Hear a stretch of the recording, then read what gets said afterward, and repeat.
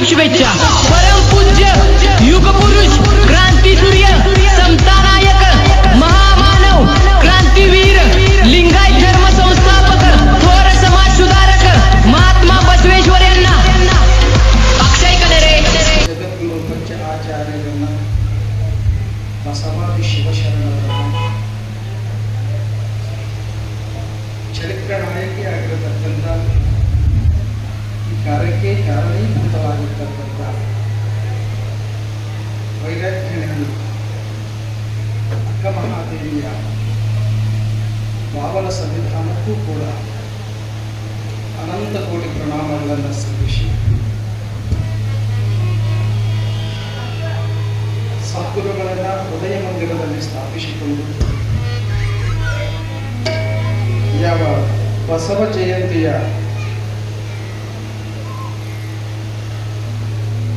ಪ್ರಯುಕ್ತವಾಗಿ 7-8 ದಿವಸಗಳವರೆಗೆ ಅಕ್ಕ ಮಹಾದೇವಿಯ ಪ್ರವಚನವನ್ನು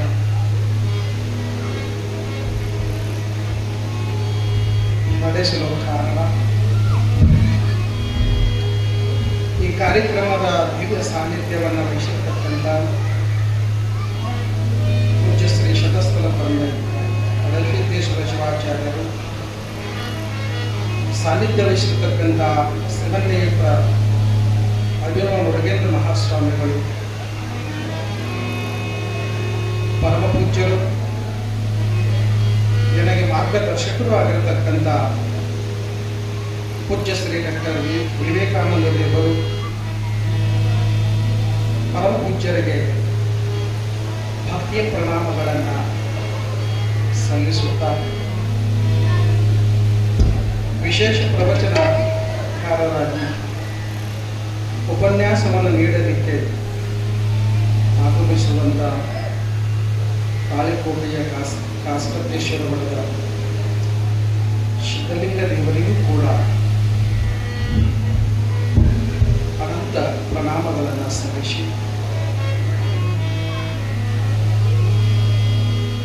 ಈ ಮಹತ್ ಕಾರ್ಯಕ್ಕೆ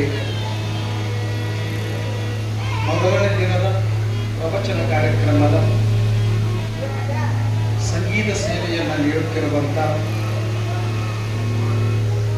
ಸಂಗೀತ ವಿಷಾದಗಳು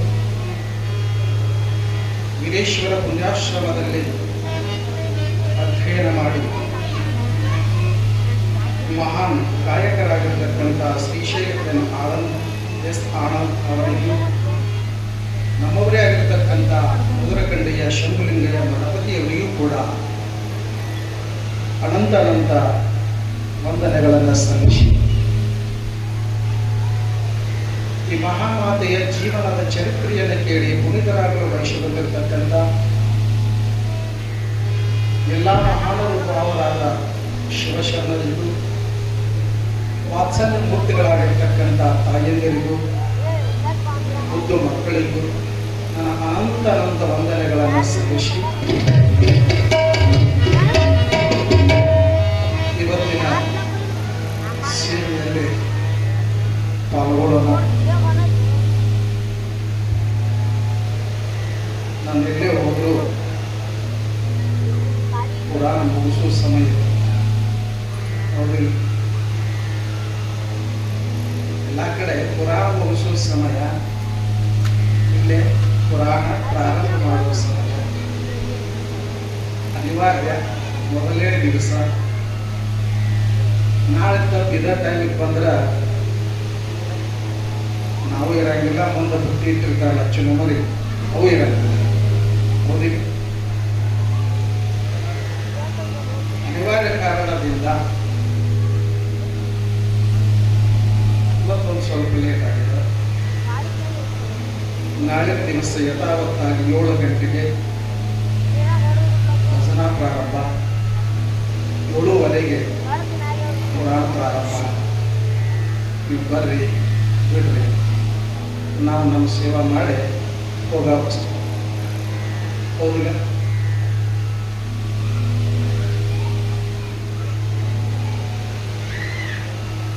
ಯಾವ ಮಹಾತ್ಮರ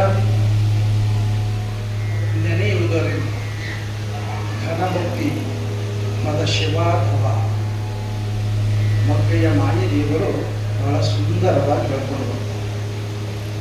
ಮಹಾತ್ಮರಂ ನೆನೆಯುವುದರಿ ಘನ ಭಕ್ತಿಪದ ಶಿವಾಧವ. ಸ್ವಲ್ಪ ದಯವಿಟ್ಟು ಮಾತಾಡ್ಬೇಡ್ರಿ, ಸಮಯ ಭಾಳ ಆಗ್ಯದ.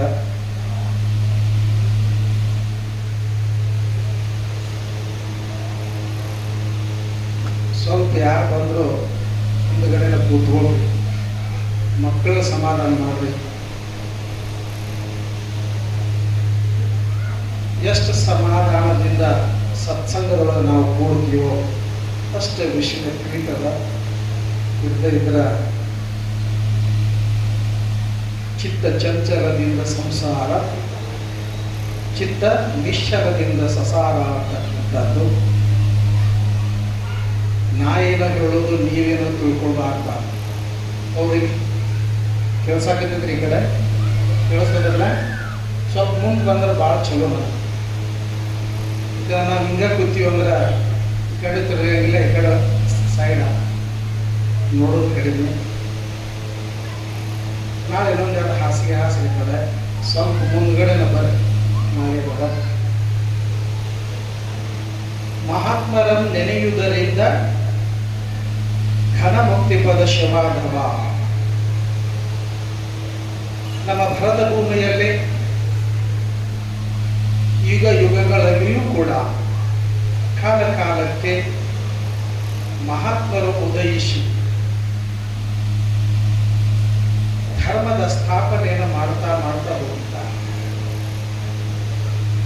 ಯದಾ ಯದಾ ಹಿ ಧರ್ಮಸ್ಯ ಗ್ಲಾನಿರ್ಭವತಿ ಭಾರತ. ಯಾವಾಗ ಯಾವಾಗ ಧರ್ಮ ಗ್ಲಾನಿ ಆಗ್ತದನೋ, ಯಾವಾಗ ಯಾವಾಗ ಸತ್ಯ ಅಸತ್ಯ ಆಗ್ತದನೋ, ನ್ಯಾಯ ಅನ್ಯಾಯವಾಗ್ತದನೋ, ಮುಗ್ಧ ಜನರಿಗೆ ತೊಂದರೆ ಆಗ್ತದನೋ, ಅವರನ್ನೆಲ್ಲ ಕಾಪಾಡಲಿಕ್ಕಾಗಿ ಭಗವಂತ ಅವತಾರ ತಾಳೆ ಬರ್ತಾನೆ. ಸಂಭವಾಮಿ ಯುಗೆ ಯುಗೆ ಅಂತ ಹೇಳಿದ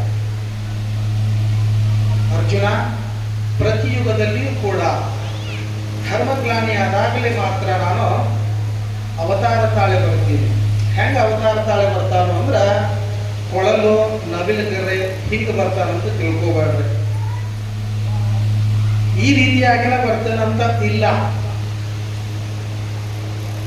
ನರರೂಪದೊಳಗ ಭರ್ಗೋ ಸಾಕ್ಷಾತ್ ನರಾಕೃತಿ ಅಂತ ಹೇಳ್ತಾನೆ. ಭರ್ಗೋ ಅಂದ್ರೆ ಭಗವಂತ. ನಾನು ನರರೂಪದೊಳಗೆ, ಗುರುವಿನ ರೂಪದೊಳಗೆ ಅವತಾರ ತಾಳೆ ಬರ್ತೀನಪ್ಪ. ಅವತಾರವನ್ನ ತಾಳೆ ನಿಮ್ಮ ಹಾಗನ ಇದ್ದುಕೊಂಡು, ನಿಮ್ಮ ಹಾಗನ ನಡೆ ನುಡಿಗಳನ್ನು ಮಾಡಿಕೊಂಡು ನಿಮ್ಮನ್ನ ಸರಿದಾರಿಗೆ ತರುವಂತಹ ಕೆಲಸವನ್ನ ಮಾಡ್ತಾನೋ ಅಂತ ಹೇಳಿ ಭಗವಂತ ಹೇಳ. ಅಂತ ಮಹಾತ್ಮರನ್ನು ನೆನೆಬೇಕು ನಾವು. ಇದು ಸತ್ಸಂಗ, ಅನುಭಾವಿಗಳ ಸಂಘ. ಹೌದು, ಇದು ಸತ್ಸಂಗ, ಅನುಭಾವಿಗಳ ಸಂಘ. ಚನ್ನಬಸವನವರು ಒಂದು ಕಡೆ ಹೇಳ್ತಾರೆ, ಮಂಡೆ ಮಾಸಿದಡೆ ಮಹಾಮಜ್ಜನವ ಮಾಡುವುದು, ಮಂಡೆ ಮಾಸಿದಡೆ ಮಹಾಮಜ್ಜನವ ಮಾಡುವುದು, ವಸ್ತ್ರ ಮಾಸಿದಡೆ ಬಡಿವಾಳರಿಗಿಕ್ಕುವುದು, ಮಣದ ಮೈಲಿಗೆ ತೊಳೆಯಬೇಕಾದರೆ ಕೂಡಲ ಚನ್ನ ಸಂಗಮ ದೇವ ನಿಮ್ಮ ಶರಣರ ಅನುಭವ ಮಾಡುವುದು ಅಂತ. ಮಂಡೆ ಇರ್ತಕ್ಕಂಥದ್ದಂದ್ರೆ ಏನು ಅಂದ್ರೆ ಶಿರ, ಈ ದೇಹ. ತಲೆ ಹೊಲಸಾಗ್ಯದ, ದೇಹ ಹೊಲಸಾಗ್ಯದ, ಶರೀರ ಹೊಲಸಾಗ್ಯದ, ದುರ್ಗಂಧ ನಾರಾಕತ್ಯದ ಅಂದಾಗ ನಾವೇನ್ ಮಾಡ್ತೀವ್ರಿ? ಎರ್ಕೋತೀವಿ. ಅರ್ಥಕ್ಕಂತೇಳಿ ಎರ್ಕೊಳ್ಳೋದಂದ್ರೆ ತಲೆ ಸ್ನಾನ ಅಂತೀವಿಲ್ಲ, ಹೌದಿಲ್ಲ? ಮೂವರೇ ಅಂದ್ರೆ ಇಲ್ಲಿ ಇಲ್ಲರೇ, ಹೌದಿಲ್ಲ? ಸುಮ್ಮನೆ ಕೂತ್ರ ನಡೆಯಂಗಿಲ್ಲ, ಹೌದಿಲ್ಲ? ಮಾತಾಡ್ಬೇಕು ನೀವು ನನ್ನ ಜೊತೆ.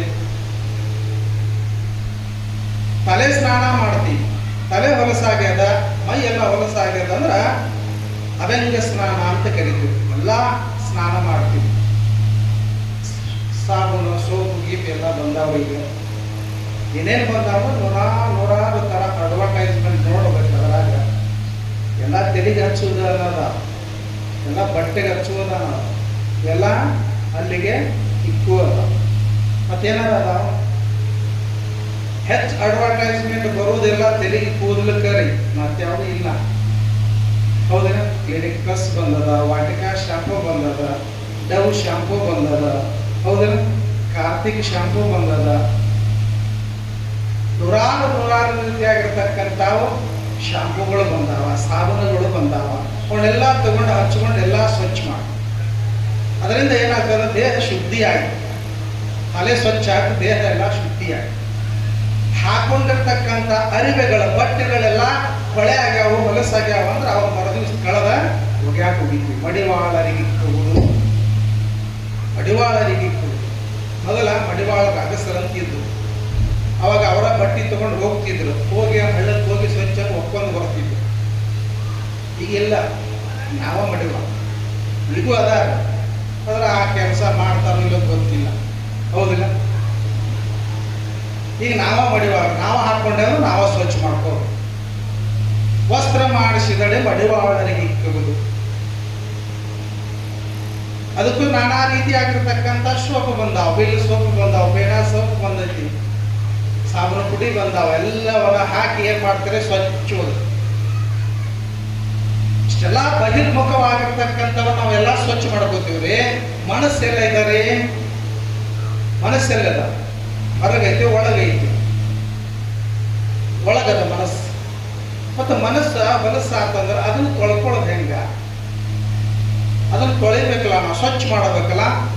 ಅದನ್ನು ತೊಳಿಬೇಕಾದ್ರೆ ಏನ್ ಮಾಡ್ಬೇಕ್ರೆ? ನಮ್ಮ ಮೊನ್ನೆ ಅಜ್ಜರ ಲಿಡೋನಿಗೆ ಕಳಿಸಿದ್ರು, ಒಂದೇ ದಿವಸ ಹೋಗಿ ಬಾರಪ್ಪ. ನಾ ಇಲ್ಲ ಅಂತ ಕೇಳಿದ್ರು, ಹೋಗಿದ್ನ. ಇದ ಪ್ರಶ್ನೆ ಕೇಳಿದ್ಮೇಲೆ ಆ ಹುಡುಗ ಎದ್ದು ನಿಂತಿ ಏನು ಹೇಳ್ಬೇಕ್ರಿ? ಒಂದು ಬಾಟ್ಲಾಗ ಶಾಂಪು ಹಾಕಿ ಅಲಗಾಡಿಸಿ ಕುಡಿದು ಬಿಡ್ಬೇಕ್ರಿ ಸಾಂಬಳ ಅಂದ. ಹುಡುಗ ನೋಡಪ್ಪ, ನಾಳೆ ಮುಂಜಾನೆ ಏನಾಗ್ತತಿ ಅಂತ. ಏನಾಗ್ತದ್ರಿ? ಒಂದು ಬಾಟ್ಲಾಗ ಸಾಬೂನು ಪುಡಿ ಶಾಂಪು ಹಾಕಿ ಕುಡಿದು ಬಿಟ್ರೆ ಕೋಟ ಕ್ಲೀನ್ ಆಗ್ತೈತಿ. ಹೌದಿಲ್ಲ? ಒಳಗಿರ್ತಕ್ಕಂಥ ಮನಸ್ಸನ್ನ ಸ್ವಚ್ಛ ಮಾಡೋದೇ ಹಾಗೆ. ಅದಕ್ಕೆ ಹೇಳಿದರು, ಮಣದ ಮೈಲಿಗೆ ತೊಳೆಯಬೇಕಾದಡೆ ಕೂಡಲ ಚೆನ್ನ ಸಂಗಮ ದೇವ ಶರಣರ ಅನುಭವ ಮಾಡುವುದು. ಭಕ್ತರ ಅನುಭವ ಮಾಡೋದು, ಶರಣರ ಅನುಭವ ಮಾಡೋದು, ಮಠಕ್ಕೂ ಹೋಗೋದು, ಗುರುಗಳಂತೆ ಹೋಗೋದು, ಎಲ್ಲಿ ಪುರಾಣ ಪ್ರವಚನ ಭಜನೆ ಕೀರ್ತನೆಗಳು ಎಲ್ಲಿ ನಡೀತಾವ ಅಲ್ಲಿ ಹೋಗಿ ಕುಂತು ಕೇಳೋದು, ಆ ಸತ್ಸಂಗದಲ್ಲಿ ಪಾಲ್ಗೊಳ್ಳೋದು. ಅದರಿಂದ ಏನಾಗ್ತದೆ ಅಂದ್ರೆ ಮನಸ್ಸು ನಿರ್ಮಲವಾಗ್ತದ. ಮಲತ್ರಯಗಳಿಂದ ಕೂಡಿರ್ತಕ್ಕಂಥದ್ದು ದೇಹ. ಅವೆಲ್ಲ ನಮಗ ಸ್ವಚ್ಛ ಆಗಬೇಕಾಗಿತ್ತು ಅಂದ್ರೆ ನಾವೇನ್ ಮಾಡ್ಬೇಕಂದ್ರೆ ಹಿಂದ ಸತ್ಸಂಗದಲ್ಲಿ ಬಂದು ಇಲ್ಲಿ ಕೂತ್ಕೋಬೇಕು. ಅದಕ್ಕೆ ಬಸವಣ್ಣವರು ಹೇಳಿದ್ರು, ಇಲ್ಲಿ ಸಲ್ಲುವರು ಅಲ್ಲಿ ಸಲ್ಲುವರು, ಇಲ್ಲಿ ಸಲ್ಲದವರು ಅಲ್ಲಿಯೂ ಸಲ್ಲರು. ಇಂಥ ಒಂದು ಸತ್ಸಂಗದೊಳಗೆ ನೀವು ಬಂದು ಭಾಗಿಯಾದ್ರಿ ಅಂದ್ರ ಭಗವಂತನ ಆಸ್ಥಾನ, ಆತನ ಸನ್ನಿಧಿ ನಿಮಗೆ ಸಿಕ್ಕಂತ. ಅದಕ್ಕಾಗಿ ನಾವೇನ್ ಮಾಡ್ಬೇಕಂದ್ರ ಗುರುವಿನ ಜಂಗಮ ಮೂರವ್ವ ತಂಗಿ ಅರಿತು ಒಲಿಗುಂಡ ಹೂಡವ್ವ ಗೆಳತಿ ಶರಣರ ಸಂತರ ದಾಸರ ಮೈಮರ ಶರಣರ ಸಂತರ ದಾಸರ ಮೈಮರ ಚರಣಕ್ಕೆ ನಮಿಸಮ್ಮ ಪರಮಾತ್ಮರಿ ಗುಣಿಸಮ್ಮ. ಜಯ ನಮ ಪಾರ್ವತಿ ಜಯ ನಮ ಪಾರ್ವತಿ ಪತಿಹರ ಎಂದ ಚಪ್ಪಳಿ ಹಾಕಮ್ಮ. ಜಯ ನಮ ಪಾರ್ವತಿ ಪತಿಹರ ಎಂದ ಚಪ್ಪಳಿ ಹಾಕಮ್ಮ. ಶಿವ ಶಿವ ಶಂಕರ ಶಂಭೋ ಎಂದು ಭಜನೆಯ ಮಾಡಮ್ಮ. ಶಿವ ಶಿವ ಶಂಕರ ಶಂಭೋ ಎಂದು ಭಜನೆಯ ಮಾಡಮ್ಮ. ಜಯ ನಮ ಪಾರ್ವತಿ ಪತಿಹರ ಎನ್ನುತ್ತ ಚಪ್ಪಳಿ ಹಾಕಮ್ಮ.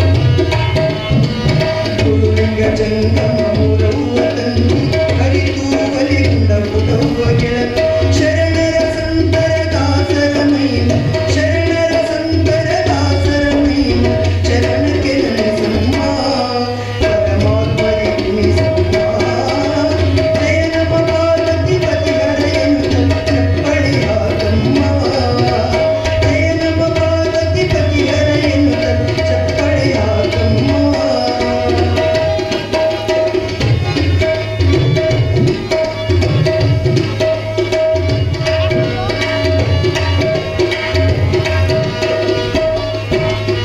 ವಸಂತಿ ಮಂದಿ ಮರಿಯವ್ವ ತಂಗಿ ಶಿವಪಾದ ನಂಬಿ ಬಾಳುವ ಗೆಳತಿ ವಸಂತಿ ಮಂದಿ ಮರಿಯವ್ವ ತಂಗಿ ಶಿವಪಾದ ನಂಬಿ ಬಾಳುವ ಗೆಳತಿ ತವ ಭಕ್ತಿಯಿಂದ ಪತಿ ಪಾದದಲ್ಲಿ ತವ ಭಕ್ತಿಯಿಂದ ಪತಿ ಪಾದದಲ್ಲಿ ಶಿವಪುರ ಸೇರಮ್ಮ ಕವಿದೇವರ ನೆನೆಯಮ್ಮ ಜಯ ನಮ ಪಾರ್ವತಿ ಪತಿಹರ ಎನ್ನುತ್ತ ಚಪ್ಪಳಿ ಹಾಕಮ್ಮ ಶಿವ ಶಿವ ಶಂಕರ ಶಂಭೋ ಎನ್ನುವ ಭಜನೆಯ ಮಾಡಮ್ಮ ಜಯ ನಮ ಪಾರ್ವತಿ ಪತಿಹರ ಎನ್ನುತ್ತ ಜಯ ನಮ ಪಾರ್ವತಿ ಪತಿಹರ ಎನ್ನುತ್ತ ಜಯ ನಮ ಪಾರ್ವತಿ ಪತಿಹರ ಎನ್ನುತ್ತ ಚಪ್ಪಳಿ ಹಾಕಮ್ಮ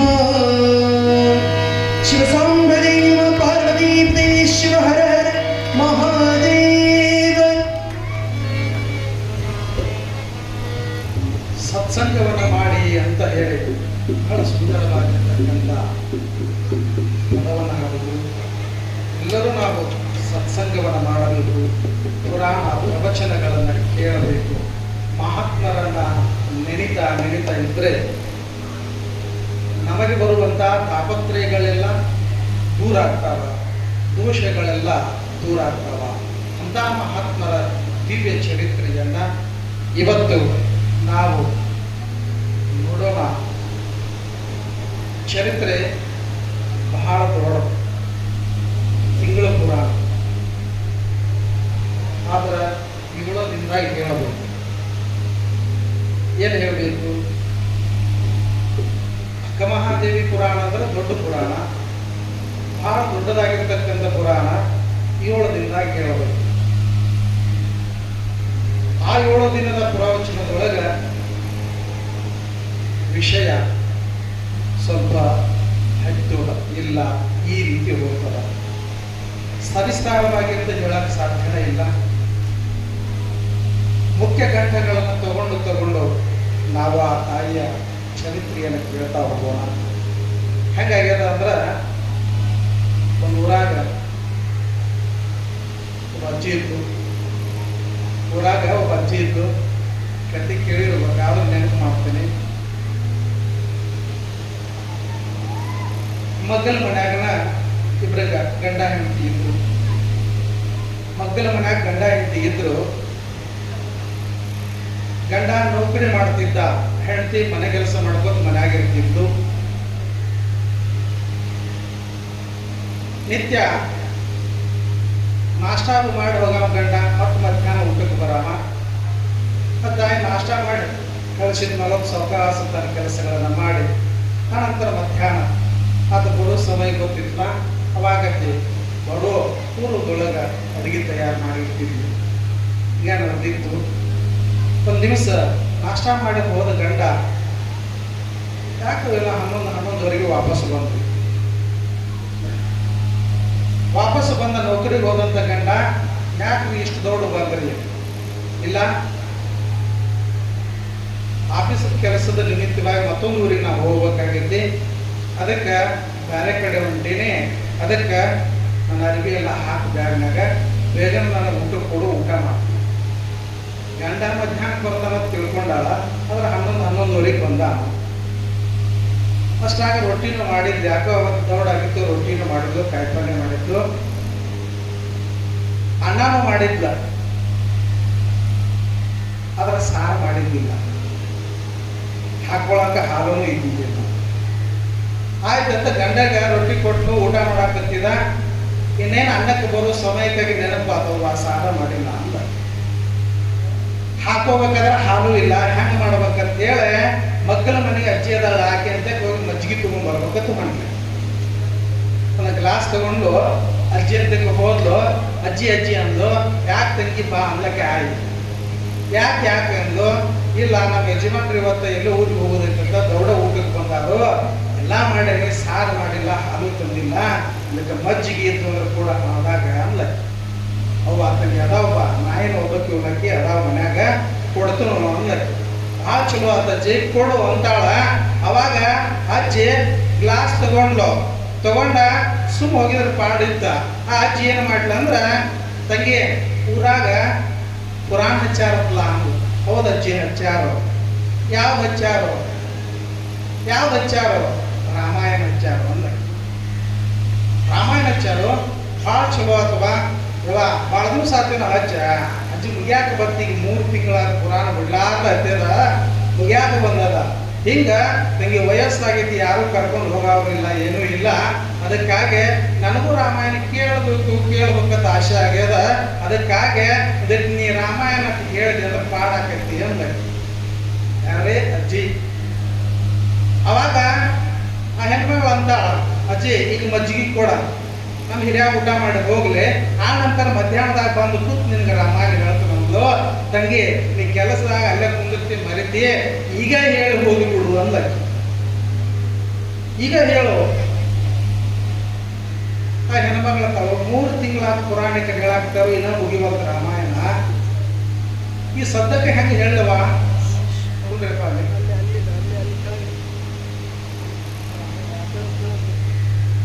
ಒಂದಿನ ಕಡೆ ಹಚ್ಚ, ಅವ್ರ ಮುಂದಾಡ ನಮ್ಮ ಮುಂದಾಡ ತಿಳಿ. ಹೌದಿಲ್ಲ? ಕರ್ಕೋರಲ್ಲಿ ಮುದುಗೋರಲ್ಲಿ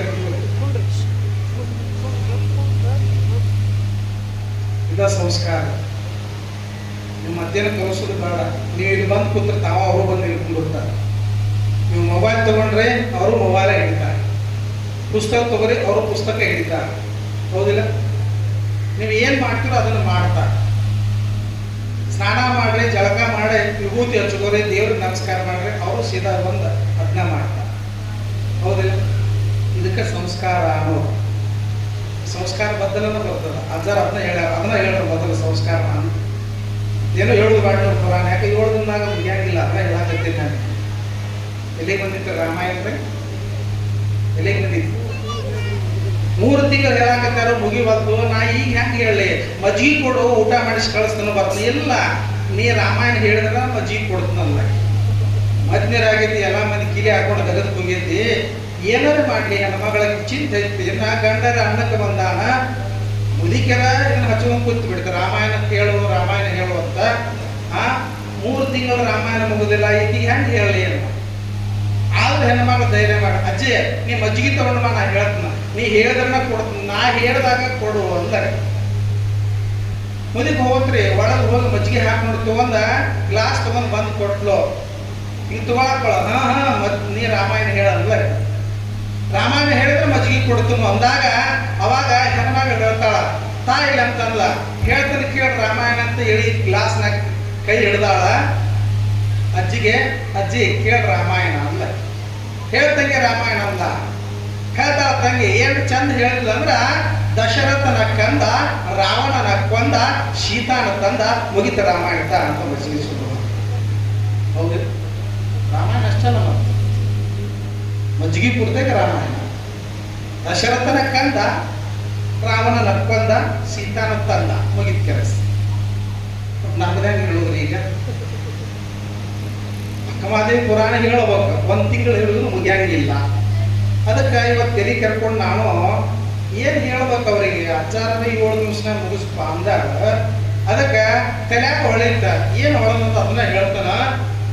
ಅಕ್ಕಮಾದೇವಿ ಪುರಾಣ ಇಷ್ಟು ಹೇಳಿದ್ರೆ ಸಾಕು. ಅಕ್ಕಮಾದೇವಿ ಪುರಾಣ ಕೇಳಿದಂಗ ನೀವು ಅವ್ವ 1 ನಿಮಿಷ ಹೇಳ ಹೋಗಂಗೆ ಕಾಣ್ತಾ ನೀವು ಅಂತೀರ. ಇಷ್ಟು ಕೇಳಿದ್ರೆ ಸಾಕ. ಅಕ್ಕಮಾದೇವಿ ಏನು ಮಾಡಿದ್ಲು ಅನ್ನೋದು ಗೊತ್ತಾಗ್ಬಿಡ್ತದ. ಏನದ ಅಂದ್ರೆ ಲಕ್ಷ ಒಟ್ಟು ಕೇಳ್ರಿ. ಅಕ್ಕ ಹುಟ್ಟಿದ್ದು ಉಡುತಡಿ. ಹೌದಿಲ್ಲ? ಅಕ್ಕ ಹುಟ್ಟಿದ್ದು ಉಡುತಡಿ. ಶಿವಯೋಗ ಸಾಧನೆಗೆ ಕೌಶಿಕ ಮಾಡಿದ ಅಡೆತಡಿ.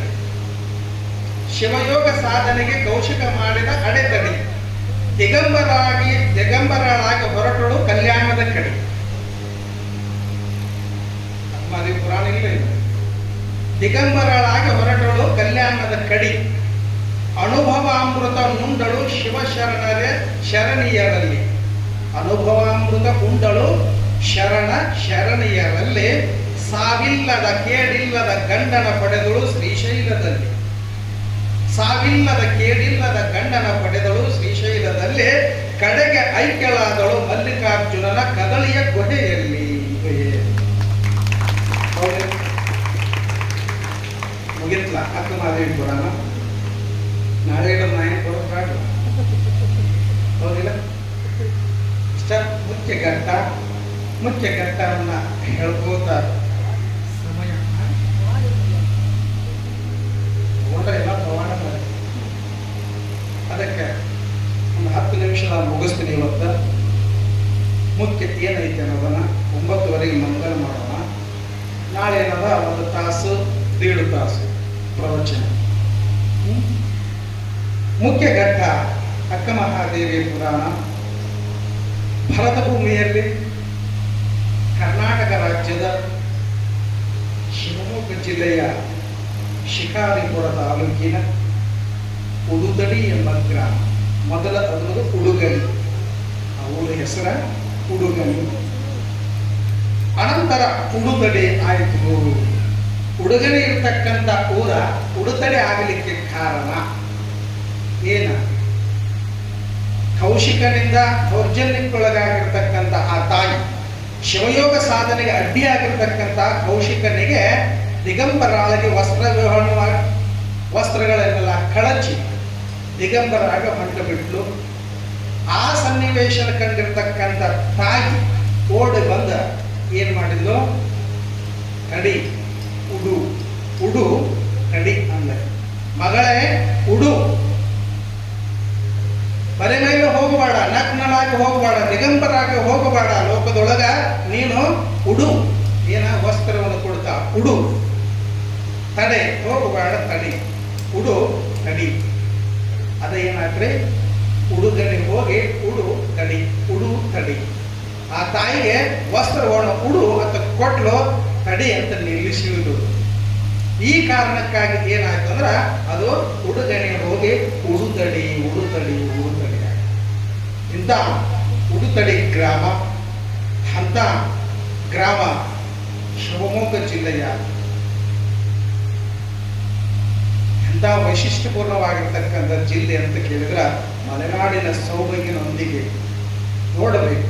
ಮೈ ತುಂಬಿ ಹರಿಯುವಂಥ ನದಿಗಳು, ಬೆಟ್ಟ ಗುಡ್ಡ, ಕಾಡುಗಳ ಪ್ರಕೃತಿ ಸೌಂದರ್ಯದ ನಡುವಿರತಕ್ಕಂಥ ಶಿವಮೊಗ್ಗ ಜಿಲ್ಲೆಯ ಅಂತ ಜಿಲ್ಲೆಯ ಶಿಕಾರಿಪುರ ತಾಲೂಕಿನ ಉಡುತಡಿ ಗ್ರಾಮದಲ್ಲಿ ಯಾರಿದ್ದರು ಅಂತ ಕೇಳಿದ್ರೆ ನಿರ್ಮಲ ಶೆಟ್ಟಿ ಸುಮತಿಯರು ಅನ್ನತಕ್ಕಂಥ ಶಿವಭಕ್ತರಾಗಿರ್ತಕ್ಕಂಥ ಶರಣ ದಂಪತಿಗಳು. ನಿರ್ಮಲ ಶೆಟ್ಟಿ ಸುಮತಿ ಅನ್ನತಕ್ಕಂಥ ಶರಣ ದಂಪತಿಗಳು ಶಿವಭಕ್ತಿ ಜ್ಞಾನ ವೈರಾಗ್ಯಗಳನ್ನು ಪಡೆದಿರತಕ್ಕಂಥವರು. ಭಗವಂತನ ಅನುಗ್ರಹಕ್ಕಾಗಿ ಸದಾಕಾಲ ಶಿವನನ್ನ ಪೂಜೆ ಮಾಡುತ್ತಾ ತಾವು ವ್ಯಾಪಾರಸ್ಥರಾಗಿ ವ್ಯಾಪಾರವನ್ನು ಮಾಡುತ್ತಾ ಯಾವ ರೀತಿಯಾಗಿ ಆ ದಂಪತಿಗಳು ಜೀವನವನ್ನ ಸಾಗಿಸಿದ್ರು ಅಂತ ಕೇಳಿದ್ರೆ ಮೊದಲಿಗೆ ನಮ್ಮ ಗವಾಯಿಗಳು ಹಾಡಿದರು. ಏನು? ಸತಿಪತಿಗಳೊಂದಾದ ಭಕ್ತಿ ಹಿತವಾಗಿಪ್ಪುದು ಶಿವನಿಗೆ. ಸತಿಪತಿಗಳೊಂದಾಗದ ಭಕ್ತಿ ಅಮೃತದೋಳು ವಿಷಗರಿಸಿದಂತೆ ಕಾರಣ ರಾಮನಾಥ. ಜೇಡರ ದಾಸಿಮಯ್ಯನವರು ಬಹಳ ಸುಂದರವಾಗಿ ಹೇಳ್ಕೊಂಡು ಗಂಡ ಹೆಂಡತಿ ಅಂದ್ರೆ ಹೇಗಿರಬೇಕು ಅಂದ್ರ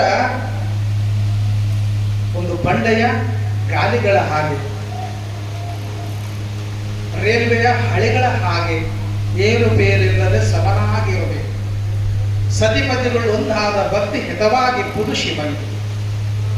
ಇಬ್ಬರು ಕೂಡ ಮಾಡುವಂತಹ ಭಕ್ತಿ ಏನಾಗ್ತದ? ಭಗವಂತನ ಮೆಚ್ಚುಗೆ ಪಾತ್ರ ಆಗ್ತದ. ಮನೆಯಲ್ಲಿ ವಯಸ್ಸಿಗೆ ಬಂದಿರತಕ್ಕಂಥ ಮಕ್ಕಳನ್ನ ಮದುವೆ ಮಾಡುವಂತ ತಂದೆ ತಾಯಿಗಳು ಏನೇ ಆಗಲಿ ಸಾಲ ಆಗಲಿ ಏನಾದರೂ ತೆಗೆದ ಮಕ್ಕಳಿಗೆ ಮದುವೆ ಮಾಡ್ತಾರೆ.